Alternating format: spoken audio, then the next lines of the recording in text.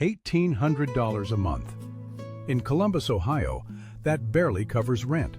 In Medellín, Colombia, it covers rent, groceries, coffee every morning, lunch out 4 days a week, and a healthcare system that won't bankrupt you. Dave couldn't believe it either. And here's the thing about Medellín that stops every skeptic cold. In 1991, this city had the highest murder rate on Earth, 390 homicides per 100,000 people. Today, that number is 14. Same city, 30 years. The most dramatic urban turnaround in modern history. And it now costs less to live here than Dave pays for a one-bedroom in Ohio. Coming up, the $5 lunch that made Dave put down his spreadsheet, the visa rule that trips up almost every American who tries this, and the one income source that disqualifies you entirely, the neighborhood question that matters more than anything else, and the honest part, because Medellín is not a paradise, and we're going to tell you exactly what it is. Let's start with a Tuesday morning. Dave wakes up in his apartment in Laureles, a neighborhood of tree-lined streets and corner bakeries, about as far from a tourist bubble as you can get while still having reliable Wi-Fi. He walks 2 blocks to the panaderia.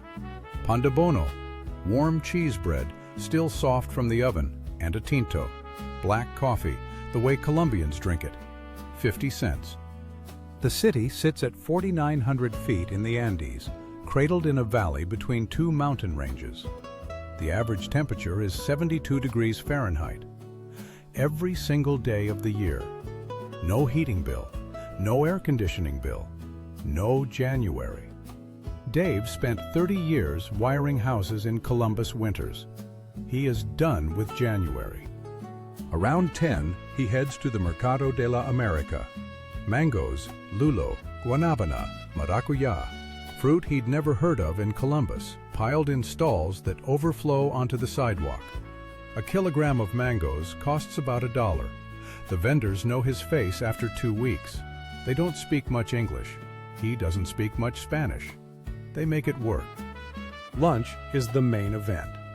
The menu del día, the set lunch that every local restaurant serves, is the best deal in the Western Hemisphere. Soup. A main course, usually rice, beans, some kind of meat. Fresh juice. Dessert. $3 to $5. Dave, who used to spend $12 on a sad desk sandwich in Columbus, is having a small personal crisis about this. Then there's the bandeja paisa. Rice, red beans, chicharrón, chorizo, a fried egg, avocado, and an arepa, all on one plate. It is not a light lunch. It is the culinary equivalent of a firm handshake from the entire department of Antioquia. You can get one at a sit-down restaurant for $5 or $6. Dave orders it on his 3rd day and doesn't eat dinner. The coffee deserves its own sentence. Antioquia is one of Colombia's great coffee-producing regions, and the specialty shops in Laureles and El Poblado serve cups that are genuinely extraordinary, complex, clean, served by baristas who talk about altitude and processing method the way Dave talks about circuit breakers. He doesn't understand half of it. He orders another cup anyway. On Friday afternoon, Dave takes the metro, one of the cleanest, most reliable metro systems in Latin America, 80 cents a ride. At the end of the line, he boards a metro cable gondola. It lifts him 300 yards above the city, over terracotta rooftops, past hillside neighborhoods where kids are playing football in the streets, and delivers him to a view of the valley that is, frankly, unreasonable for 80 cents. Every August, the city throws the Feria de las Flores. 10 days, 200 events, free concerts at Plaza Gardel, aguardiente flowing, vallenato and salsa in the streets. The centerpiece is the Desfile de Sileteros. Flower farmers from the village of Santa Elena parade through the city with enormous floral arrangements strapped to their backs, some containing 70 varieties of blooms. It is the city's soul on full display. Dave, who came with a spreadsheet, stays for the parade. Dave is 64, retired electrician, Columbus, Ohio. Divorced, 2 adult kids who are doing fine without him hovering. He gets $1,800 a month from Social Security and has $60,000 in savings. In Columbus, his rent alone is $1,100. He's not broke, he's just doing the math, and the math keeps pointing south. He's not looking for a party. He wants peace, no snow, a cold beer at a reasonable price, and ideally a balcony. He's heard the old reputation. He's also heard that reputation is 30 years out of date. He's skeptical enough to check, and curious enough to actually go. So let's do the math Dave actually did. Rent in Laureles, his neighborhood of choice, more Colombian, more walkable, better value than the expat-heavy El Poblado, runs $450 to $650 a month for a furnished 1-bedroom. He budgets $550. Food, cooking at home, plus lunches out 4 days a week, around $250. Utilities, electricity, water, internet, $60 to $90. No heating, no air conditioning. The climate handles that for free. Transport, the metro and metro cable, about $30 a month. Private health insurance, and you'll need it for the visa, runs $100 to $200 a month. Call it $150.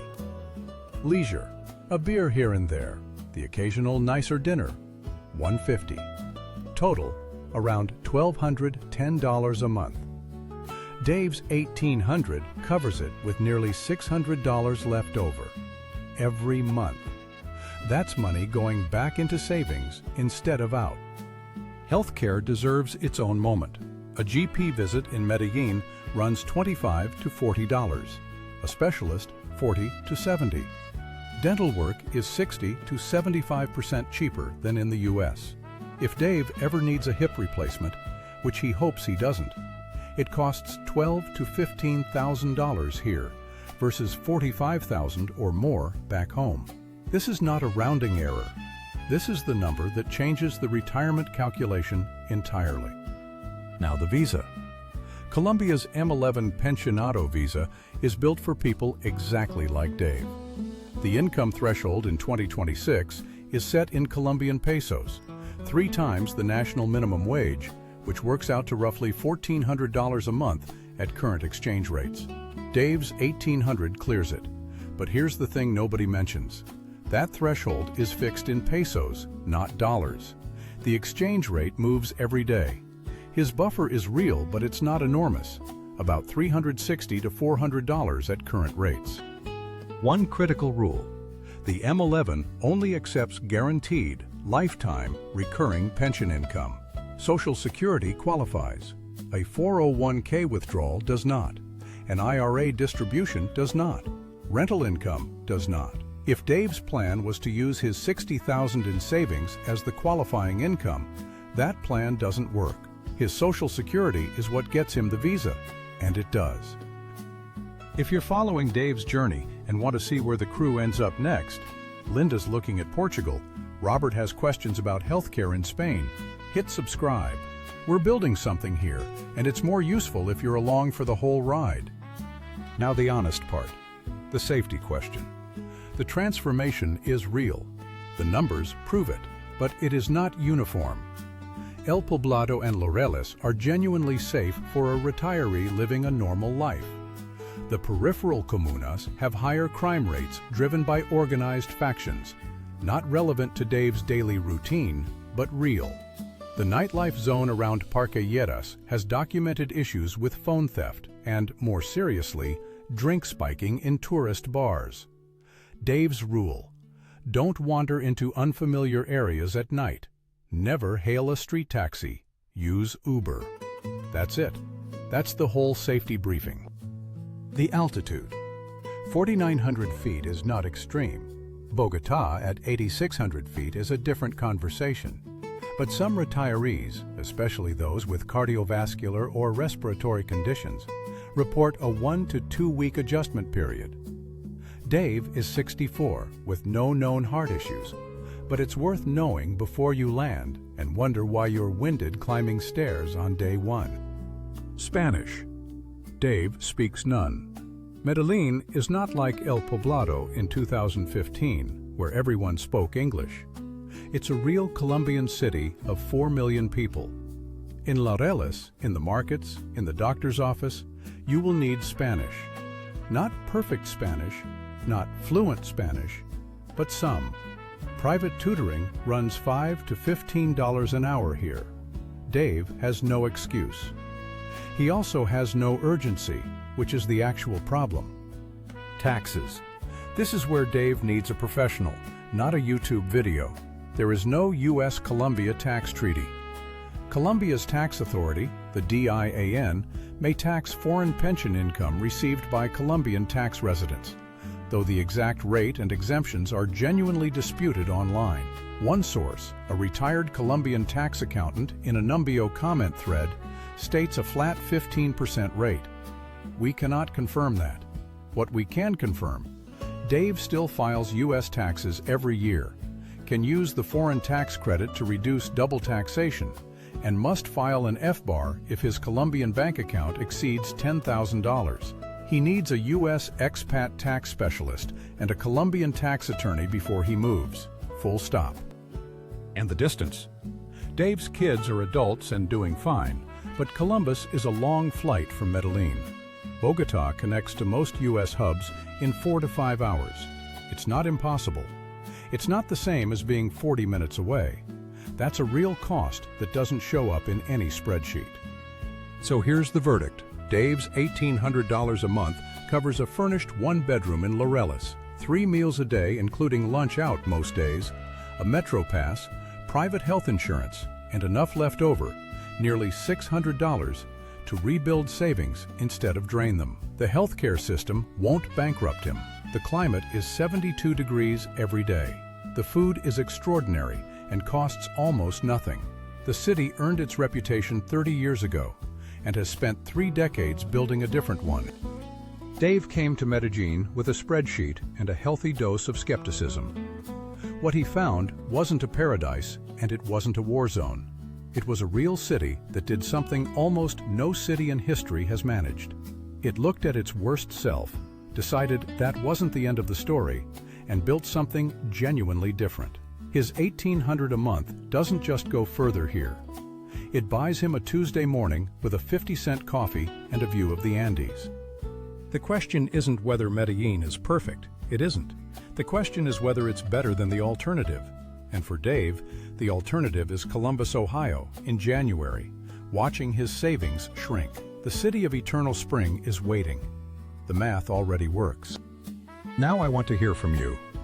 Which of our crew do you think would actually do this?